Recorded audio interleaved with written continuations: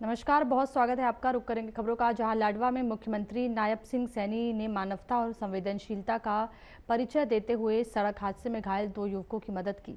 जानकारी के अनुसार लाडवा बाबैन रोड पर बाइक सवार 2 युवक सड़क दुर्घटना में गंभीर रूप से घायल हो गए थे और इसी दौरान वहां से गुजर रहे मुख्यमंत्री ने हादसा देखा और तुरंत अपना काफिला रुकवाया। घायलों की स्थिति गंभीर देखकर उन्होंने मौके पर मौजूद अधिकारियों को तत्काल सहायता के निर्देश दिए। मुख्यमंत्री ने अपने काफिले में शामिल एम्बुलेंस की मदद से दोनों युवकों को तुरंत अस्पताल भिजवाया ताकि उन्हें समय पर उपचार मिल सके।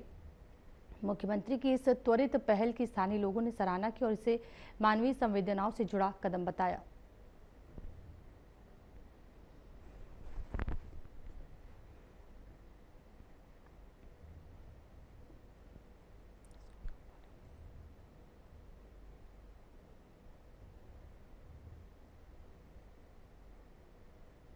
सीएम नायब सिंह सैनी पंजाब के मुक्तसर के दौरे पर रहे। इस मौके पर सीएम सैनी ने गुरुद्वारा श्री गुफासर साहिब रोडेवाल में मत्था टेका। साथ ही संत बाबा बलवंत सिंह जी की 12वीं और बाबा रूपन दास जी की 60वीं पुण्यतिथि पर उन्हें नमन किया। इसी के साथ सीएम सैनी ने पंजाब की धरती से पंजाब के सीएम भगवंत मान पर निशाना साधा।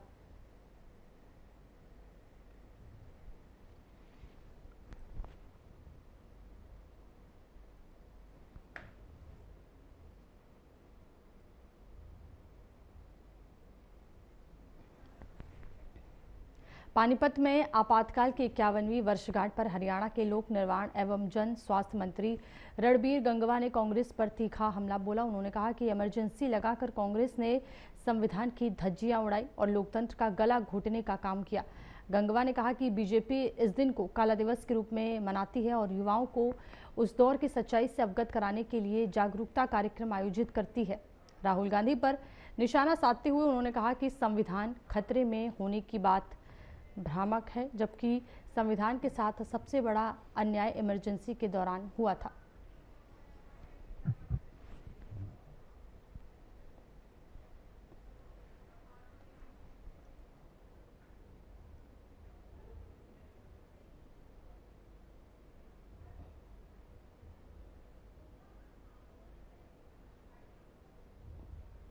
इक्यावन साल पहले जब कांग्रेस की सरकार हमारे देश के अंदर थी और कांग्रेस की सरकार ने किस तरीके से देश को अपनी कुर्सी बचाने के लिए, अपनी सरकार बचाने के लिए इमरजेंसी में धकेलने का काम किया,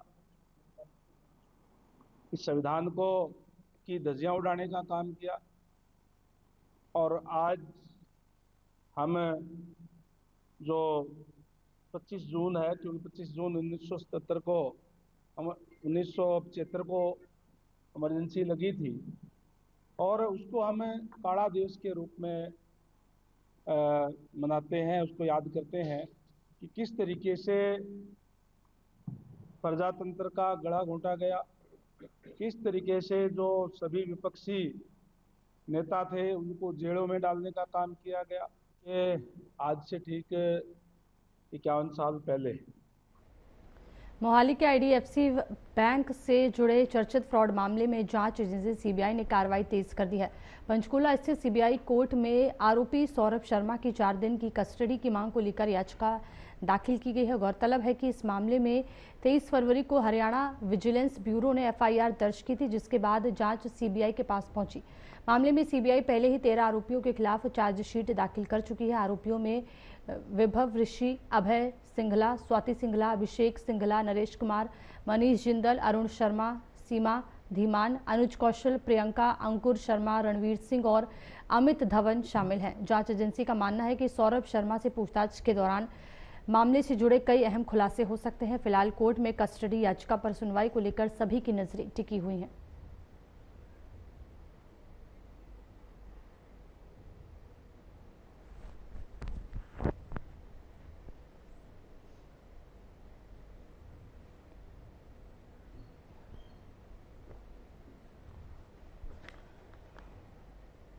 जुलाना थाना क्षेत्र में फिर एक लड़की दहेज की बलि चढ़ गई, जहां पर उसके पति ने उसको कार में जलाकर नहर में धक्का दे दिया, जिससे उसकी मौत हो गई।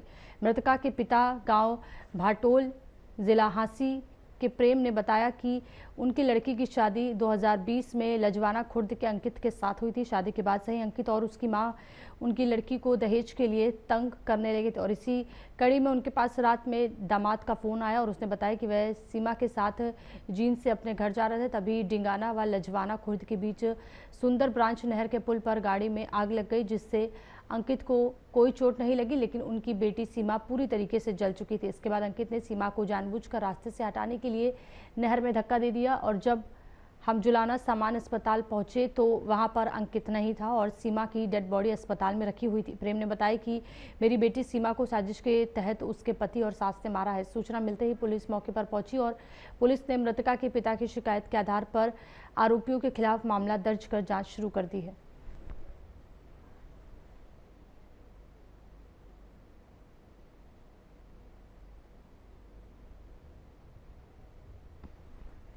आप क्या हो लड़की के? लड़की के पिताजी हैं।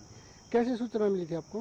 इसके तो परिवार वाला ने रात को फ़ोन किया था भी ऐसे ऐसे हो गया। कैसे हुआ है? बोले वहाँ गाड़ी का आग लग गई और ये नहर में पड़ गई। अच्छा, ऐसे पता चला था भी हमें। तो आपको क्या लगता है क्या किया इनने? हमको तो जी साजिश लग रही है। किस प्रकार की?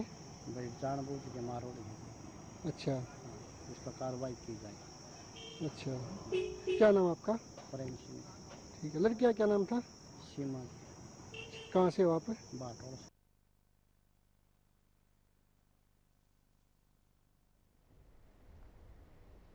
करनाल में नेशनल हाईवे पर ताराबड़ी के नजदीक पेड़ से 23 से 24 साल के युवक का शव लटका मिला। घटना की सूचना मिलते ही एफएसएल और पुलिस की टीम मौके पर पहुंची और शव को कब्जे में लेकर मेडिकल हॉस्पिटल के मॉर्चरी हाउस में भिजवा दिया गया है और मामले की जांच शुरू कर दी गई है।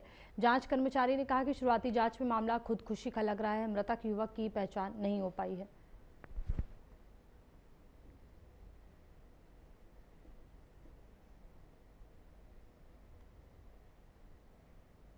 पता चला कि आप क्या हो लड़की के? लड़की के पिताजी हैं। कैसे सूचना मिली थी आपको? इसके तो परिवार वाला ने रात को फ़ोन किया था भी ऐसे ऐसे हो गया। कैसे हुआ है?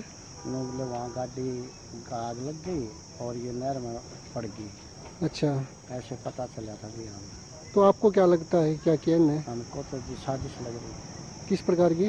भाई जानबूझ के मारो नहीं। अच्छा, इस पर कार्रवाई की जाए।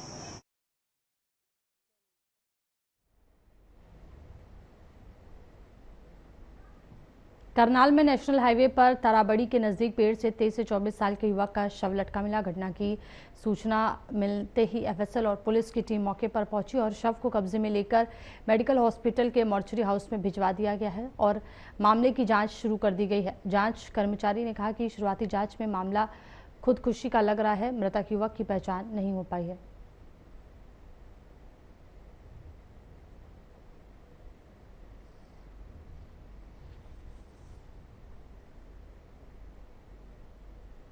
थाने में भी एक 23-24 साल का लड़का सुसाइड कर गया, जिस पर सूचना पर यहाँ मौके पहुँचे थे और सीन ऑफ क्राइम टीम मौके बुला रही थी। वो डेड बॉडी उतार कर डेड हाउस में लेके जा रहे हैं। प्राथमिक तौर पर क्या लग रहा है? हैंगिंग है। तो पहचान नहीं हो पाई है? नहीं, भी शनाख्त नहीं हुई। शनाख्त के लिए 72 घंटे के लिए डेड हाउस में रखवा रहे हैं। इश्तिहार जारी करा के और सिटी के में इसको प्रकाशित करवा देते हैं। कुछ मिला इसके आसपास से? नहीं, कुछ नहीं ऐसा मिला। तो फिलहाल अब पोस्टमार्टम के लिए भिजवा दिया? पोस्टमार्टम डेड हाउस में रखवा रहे शनाख्त के लिए। रादौर के छोटाबास की डेहा बस्ती में असद सीआईए टीम पर हुए हमले के मामले में गिरफ्तार आरोपी सुखबीर के घर से पुलिस ने 6.5 ग्राम नशीला पदार्थ बरामद किया है। बता दें कि पुलिस ने आरोपी को रिमांड पर लेकर गांव छोटाबास में घटनास्थल पर पहुंचकर मामले से संबंधित जानकारी जुटाई। तो वहीं पुलिस का कहना है कि मामले में अब तक 3 आरोपियों को गिरफ्तार किया जा चुका है, जबकि अन्य आरोपियों की तलाश जारी है। वहीं रादौर के थाना प्रभारी राजेश राणा ने बताया कि क्षेत्र में नशा बेचने वालों के खिलाफ इसी तरह सख्त कार्रवाई जारी रहेगी, क्योंकि नशे के कारण पहले ही कई युवा अपनी जान गंवा चुके हैं।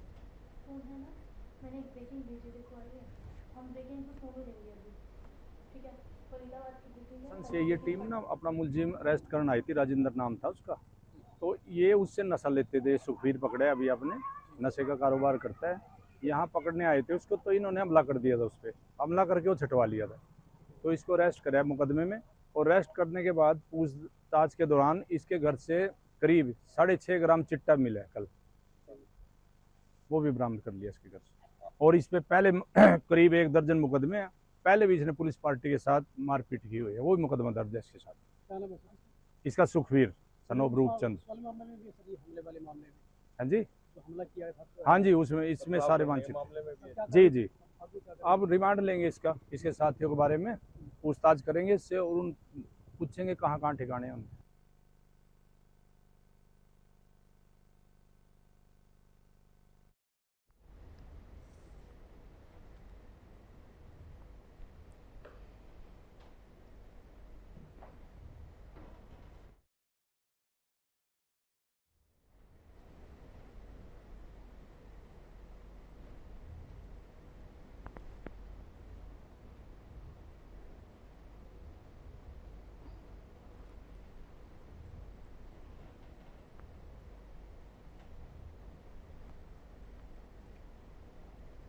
और इस वक्त की बड़ी खबर आपको फरीदाबाद से बता रहे हैं, जहां कावरा कला में पूर्व सरपंच पर गोली चली है। आपको बता दें कि पूर्व सरपंच पर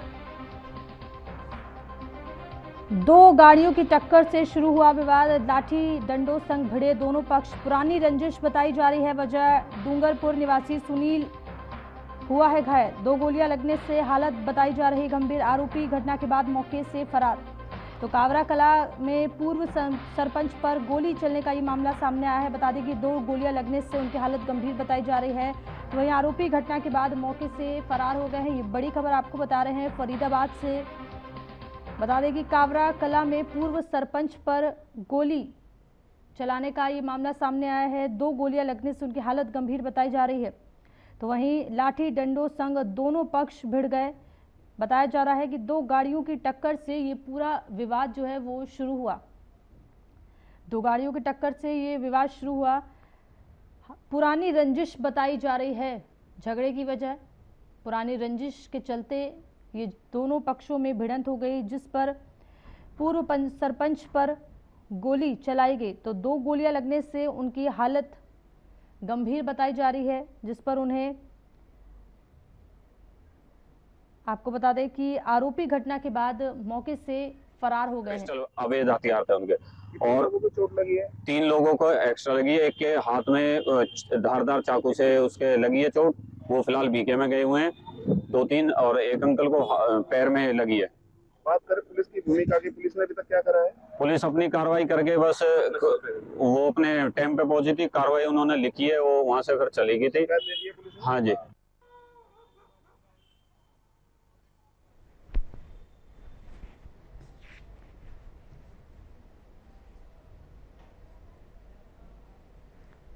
और ज्यादा जानकारी के साथ हमारे संवाददाता जयप्रकाश भाटिया हमारे साथ जुड़ गए। जयप्रकाश, जिस प्रकार से 2 पक्षों में ये विवाद हुआ और पूर्व सरपंच पर गोली चला दी गई है, फिलहाल क्या कुछ ये पूरा मामला है और क्या कुछ उनकी स्थिति है वर्तमान में?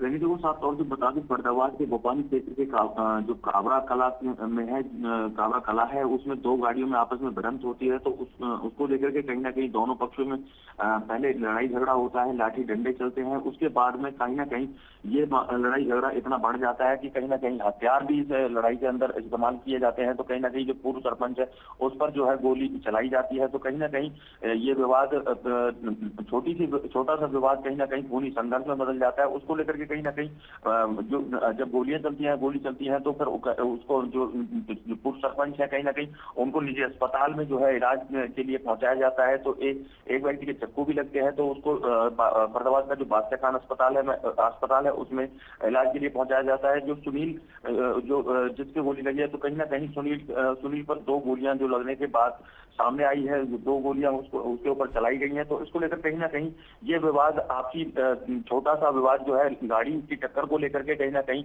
ये पुरानी रंजिश भी बताई जा रही है। इसमें कहीं ना कहीं पुलिस प्रशासन जब इसमें कार्रवाई करता है तो दोनों पक्षों पर ही मामला दर्ज कर देता है। दोनों पक्षों में मामला दर्ज करने के बाद में अभी जो आरोपी है मौके से फरार हो जाते हैं। पुलिस प्रशासन अभी भी आरोपियों को अरेस्ट करने की तलाश में लगी हुई है। तो कहीं ना कहीं छोटा सा विवाद कहीं ना कहीं इतना बड़ा हो जाता है कि इसमें गोलियां तक चलती हैं। तो खूनी संघर्ष तर्क जो है इसमें एक तरीके से कह सकते हैं, क्योंकि जिस तरीके से लड़ाई छोटे से विवाद को लेकर के कहीं ना कहीं लाठी डंडे चलते हैं, गोलियां तक चलती हैं, पुरानी रंजिश भी इसमें बताई जा रही है। तो कहीं ना कहीं अब इसमें देखने वाली बात होगी कि प्रशासन कब तक आरोपियों को अरेस्ट कर पाता है। जी बिल्कुल, जिस प्रकार से ये पुरानी रंजिश बताई जा रही है, तो उसमें जो लोग शामिल थे जब ये घटना हुई है, तो दोनों पक्ष के लोगों ने क्या कुछ जानकारी दी है, या जो उनकी हालत अभी क्या बताई जा रही है, वो अस्पताल में भर्ती हैं?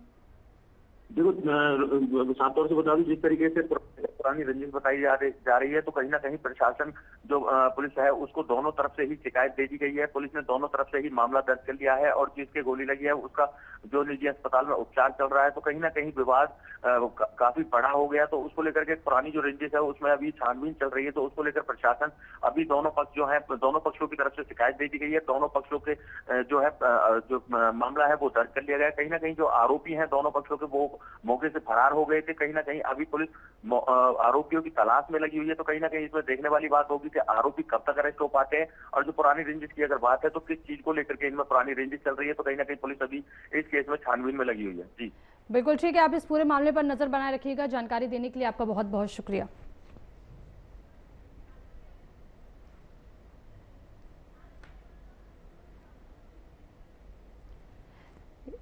यमुनानगर के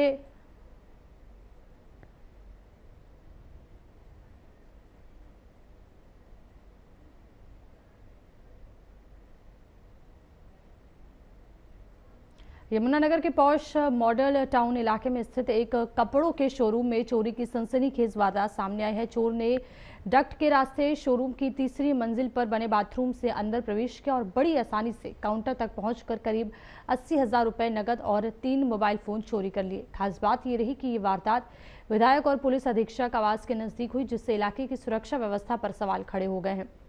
सुबह शोरूम खोलने पहुंचे मालिक को घटना की जानकारी मिली, जिसके बाद तुरंत पुलिस को सूचना दी गई। मौके पर पहुंची पुलिस और फॉरेंसिक टीम ने साक्ष्य जुटाए और जांच शुरू की। सीसीटीवी फुटेज में आरोपी चोरी करते हुए साफ दिखाई दे रहा है, जिसके आधार पर पुलिस उसकी पहचान में जुटी है।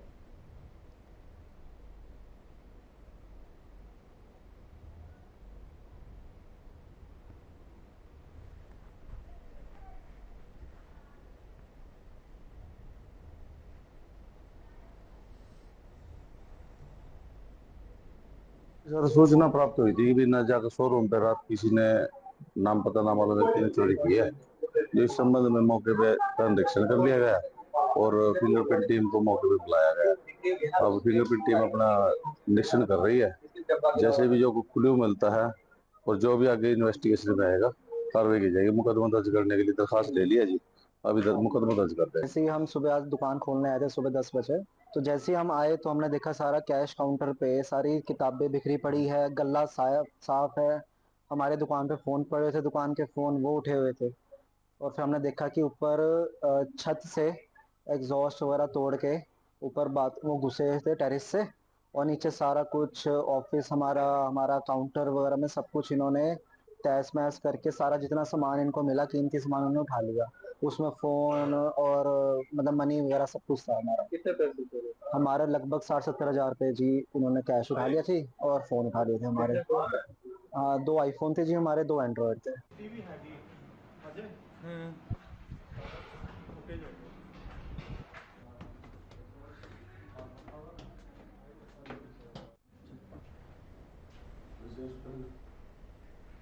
हिसार में खाद की उपलब्धता और कालाबाजारी को लेकर कृषि विभाग ने स्थिति स्पष्ट की है। कृषि अधिकारी ने बताया कि जिले में खाद की कोई कमी नहीं है और इस सीजन में कालाबाजारी का कोई मामला सामने नहीं आया है। विभाग ने खाद की सप्लाई पर सख्त निगरानी के लिए व्हीकल ट्रैकिंग सिस्टम लागू किया है, जिससे रेल हेड से लेकर किसान तक खाद की पूरी आपूर्ति पर नजर रखी जा रही है। उन्होंने बताया कि हिसार में अब तक करीब 40,000 मीट्रिक टन यूरिया और लगभग 7,000 मीट्रिक टन डीएपी उपलब्ध कराया गया है, जो पिछले वर्षों से अधिक है। खाद वितरण में 60% हिस्सा सहकारिता विभाग और 40% निजी डीलरों के माध्यम से दिया जा रहा है। कृषि विभाग ने किसानों से अपील की है कि वे खाद की कमी को लेकर किसी भी तरह की अफवाह न फैलाएं और विभाग की योजनाओं का लाभ लें।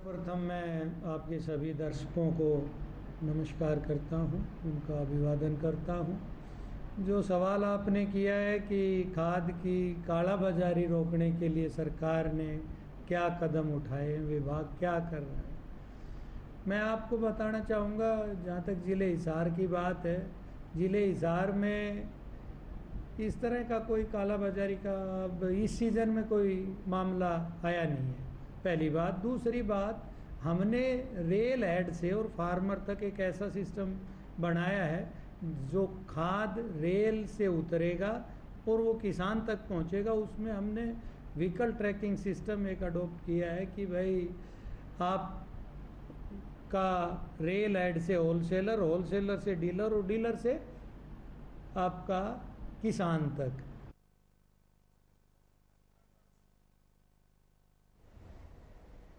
फरीदाबाद की ग्रीनफील्ड कॉलोनी के रिहायशी इलाके में अवैध तरीके से चल रही व्यावसायिक गतिविधियों पर डीटीपी विभाग ने सख्त कार्रवाई की है। लंबे समय से नोटिस देने के बावजूद नियमों का पालन न करने पर होटल सहित कई यूनिटों को सील कर दिया गया। विभाग के अनुसार करीब 40 अवैध यूनिटों को पहले ही नोटिस जारी किया गया था। डीटीपी ने बताया कि रिहायशी इलाकों में अवैध निर्माण और व्यावसायिक काम करने वालों पर लगातार कार्रवाई जारी रहेगी और जरूरत पड़ने पर केस भी दर्ज किया जाएगा।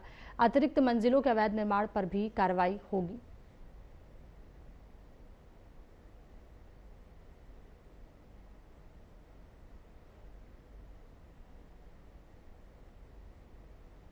यहाँ पे और पिछले 20 साल से यहाँ रह रही हूँ।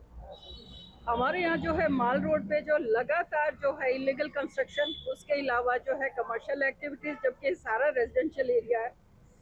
आपको ये जानकारी के लिए बताऊं, ग्रीनफील्ड में 7 जो है कमर्शियल मार्केट है, जहां सिर्फ उल्लू बोल रहे हैं, जो कि ये पूरी मार्केट वहां होनी चाहिए।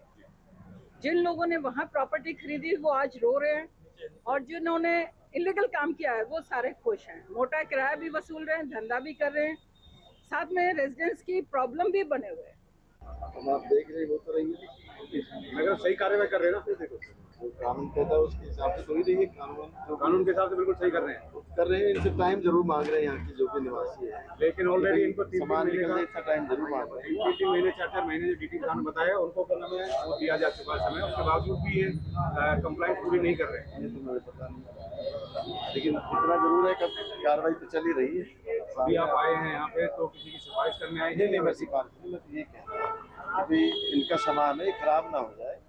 देखिए, जैसे आप लोग देख पा रहे हैं, ये एक रेजिडेंशियल प्लॉट है और रेजिडेंशियल प्लॉट के ऊपर जब भी आपको कोई बोर्डिंग हाउस, होटल या गेस्ट हाउस चलाना होता है तो आपको प्रायर परमिशन की जरूरत है director town and country planning Haryana से। इस पर्टिकुलर प्लॉट की बात करें तो इस तरह की कोई भी परमिशन जो है वो प्रायर नहीं ली गई थी। इस वजह से हमने आज यहाँ पे लगभग 5 महीने पहले शोकोज नोटिस यानी कारण बताओ नोटिस जारी किया था। उसके बाद हमने यहाँ पर रेस्टोरेशन ऑर्डर भी जारी कर दिया था लगभग 2.5 महीने पहले। रेस्टोरेशन ऑर्डर का मतलब ये होता है कि उसमें ऑफेंडर को निर्देश दिए जाते हैं कि स्वयं अपना जो इलीगल एक्टिविटी है या इलीगल यूज है या बिल्डिंग है उसको स्वयं हटा ले 7 दिन के अंदर अंदर, और अगर वे ऐसा नहीं करते तो उसके बाद डिपार्टमेंट द्वारा एक्शन लिया जाएगा।